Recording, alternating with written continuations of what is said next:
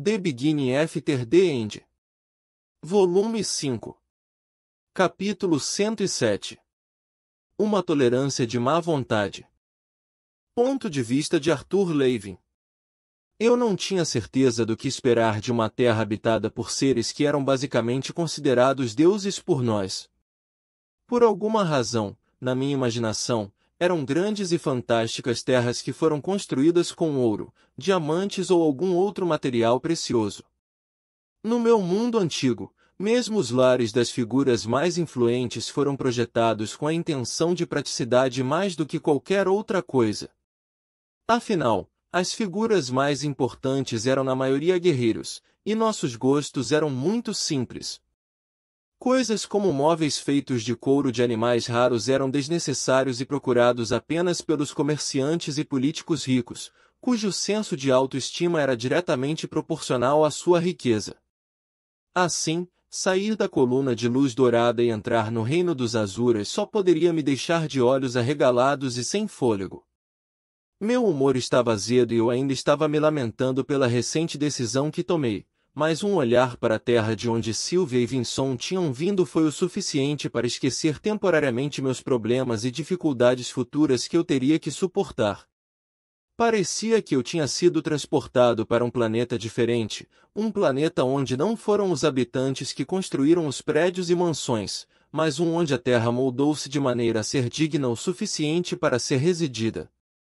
O imponente castelo à nossa frente parecia ter nascido da própria terra, pois não havia sinais ou indicações de que havia sido lapidado ou moldado. Desenhos e runas sofisticados feitos com o que pareciam minerais preciosos cobriam as paredes do castelo que ficavam altas o suficiente para serem vistas a quilômetros de distância. As árvores se dobravam e se enroscavam em arcos para criar um corredor que levava à entrada no topo de uma ponte, brilhando em uma variedade de cores translúcidas. Colocar os olhos no castelo exigiu um grande esforço, a ponte que refletia as cores do arco-íris atrapalhava a visão, mas finalmente consegui me recompor o suficiente para observar meu entorno. Vinson nos transportou para o topo de uma montanha cheia de árvores que me lembraram as flores de cerejeira. As árvores familiares estavam cheias de flores, com pétalas cor-de-rosa brilhantes que pareciam dançar enquanto flutuavam no chão. A ponte vibrante que se estendia à nossa frente levava a outra montanha da qual o castelo parecia ter sido esculpido. Evidentemente, a montanha era bem alta pois as nuvens cobriam tudo embaixo da ponte, com dois picos de montanhas que se destacavam como duas ilhas em um oceano de branco nebuloso. Bem-vindo a Efeltus, ou mais especificamente, ao castelo do clã Indrat.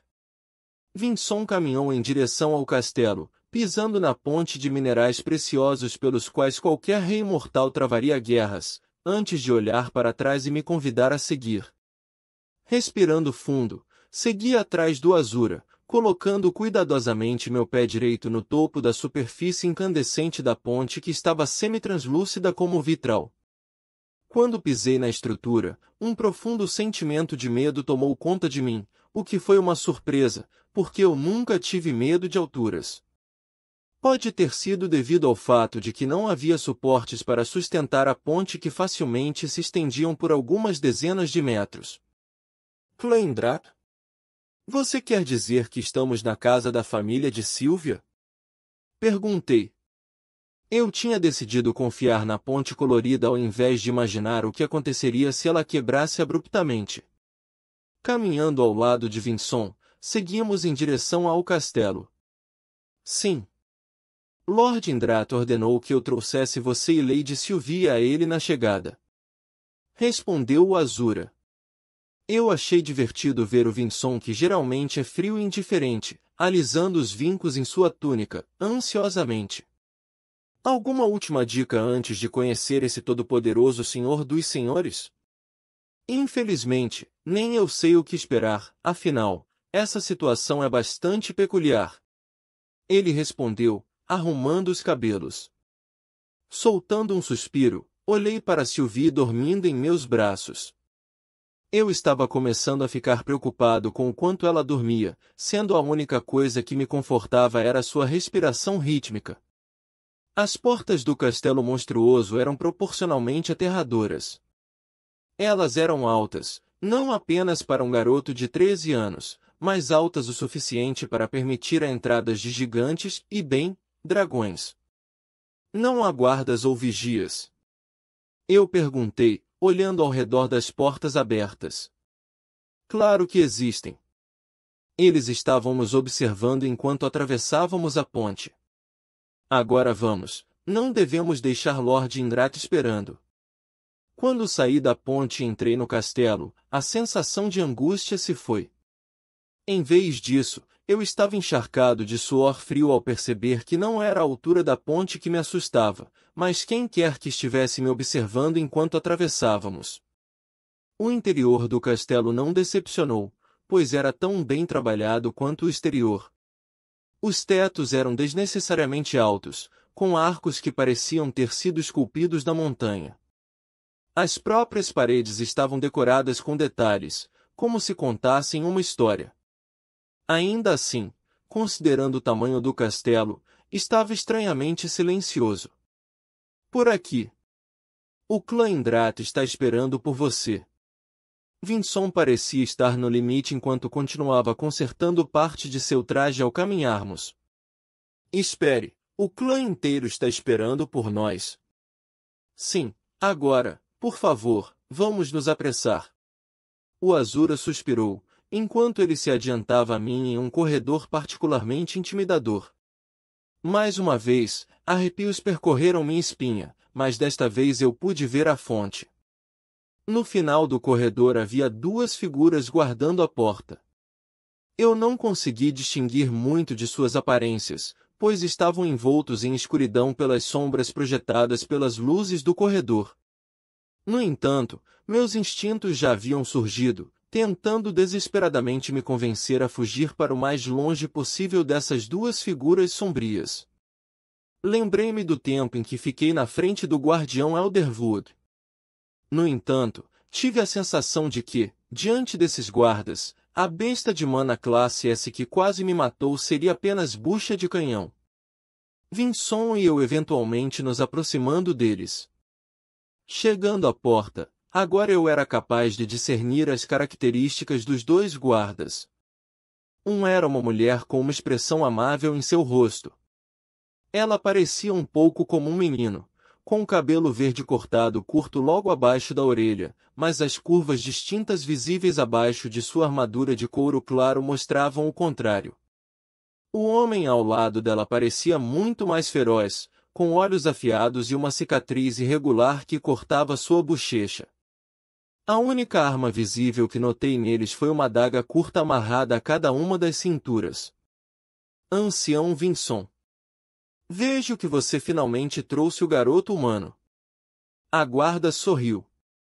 O guarda olhou para Sylvie e olhou para mim com um olhar estudioso. É apropriado que uma criança humana carregue a princesa? Ele perguntou em desaprovação. Deixe estar, Signis. Eles estão ligados. Disse Vinson. Agora, você vai nos deixar entrar ou não? Os dois guardas se entreolharam brevemente antes de dar um breve aceno a Vinson. Quando os dois encararam a porta, a aura que emitiam aumentou significativamente, o suficiente para ser quase palpável. Apenas alguns segundos se passaram, mas gotas de suor frio rolaram pelo meu rosto enquanto minha respiração tornou-se superficial e irregular. Cada guarda segurou uma das maçanetas da porta e a abriu. Eu só podia imaginar o quão pesado era, já que os dois guardas estavam lutando para abri-la. Finalmente, com um barulho alto, a porta imponente se abriu, revelando o que eu supunha ser o grande salão, e olhando diretamente para mim, sentado em um trono em chamas, estava um homem que parecia não ter mais de 20 anos. Vinson imediatamente passou por mim no salão e se ajoelhou. Meu senhor! O Azura se dirigiu, inclinando a cabeça. Lord Indrat não era o que eu esperava que ele fosse no mínimo. Ele tinha um ar frio, quase maduro, exibindo um cabelo prateado que não era nem longo, nem curto.